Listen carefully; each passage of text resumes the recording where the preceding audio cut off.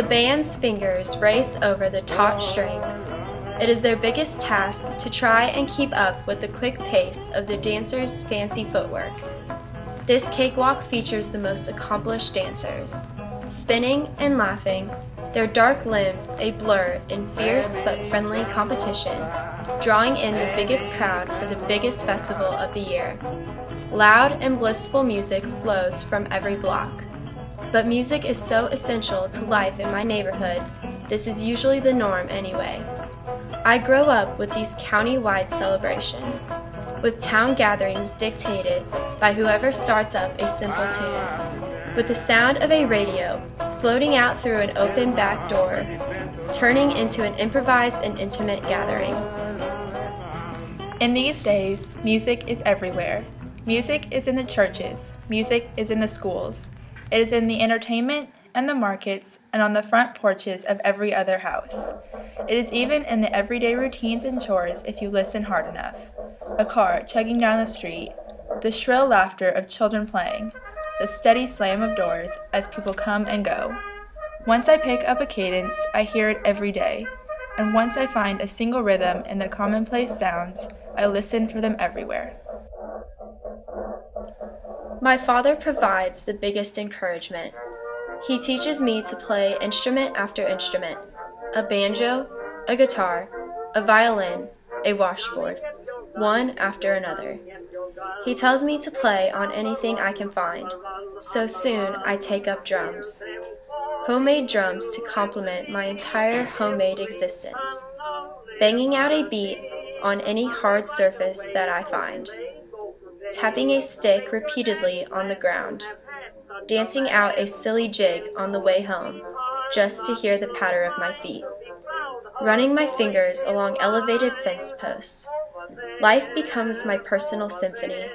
To my young mind, life is orchestrated by music. Adoration develops into obsession, desire. Desire to become what I hear on the radio. Desire to become one of the men who play their instruments in a crowded hall all night long.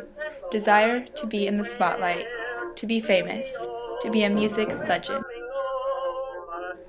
Inspiration comes from anywhere, everywhere, but mostly from the greats, from those whose live performances I am fortunate enough to witness. Stephen Chain and Bill Hensley, Chick Webb and Glenn Gray. Visionaries, geniuses, each in their own way.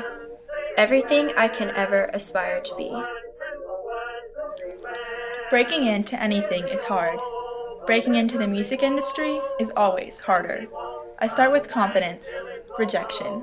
I move to hopeful, rejection. I enlist hard work, rejection. Having a dream doesn't matter. Dedication and perseverance and even talent don't matter. Not unless you have it. It is connections. It is style and popularity. It is white skin. In this country, my race matters. Slavery ended years ago. I am still shackled. I am held by an idea, a perception, a way of life so ingrained that it can't be outrun. I cannot escape my master, prejudice. Some days I make progress. On others, I am shoved back. Little by little, I am able to overcome, to step outside my boundaries. I am determined. Adversity will not be my downfall. Effort always increasing, accepting advice from every direction. Still, in the shadows, the entire world may disappoint me, but music, it will never leave my side. Quitting is the last thing I want, but I am running out of options. Writing by candlelight, performing for meager crowds. It would be easy to give up. It is not in my nature, not something I want to think about, but it would be easy. Moving on to new opportunities, allowing myself to hope again, means new dreams, new ideas, a rejuvenation. Just a little longer, I tell myself, until it is time to let the music fall. Out of the blue, out of nowhere, direct from my last wish upon a star. A mixture of blues and jazz is what provides my big break. A dimly lit room, eyes shut tight, soulful emotion, playing one last time for everything, with everything that I have. This is how I am discovered. Getting my name out there is a gradual process. First, my music must be recorded, the gramophone projecting me into every living room. My music featured in newfangled sound film. Then the shows begin. Even by the first performance, more people are in attendance than all the previous combined. I am wanted as the headliner of festivals I had only visited in my youth. My dream is finally on the horizon. Well known, famous, a recognizable face. It is an astounding transition. Before, I could go home, visit my humble roots if that's what I wanted. Now, I cannot go more than 10 steps without finding my path blocked. A photograph request, an ecstatic fan seeking my autograph. Exhausting, enlightening. I have gained an abundance. I have lost just as much. Privacy is gone. Making a mistake is out of the question. In a new world of newspapers and fast-traveling information, everything I do is observed, critiqued. I love it. I would not trade it. Not what I thought it would be, not what I signed up for. In the end, though, all aspects combined, being a musician is better than I ever envisioned.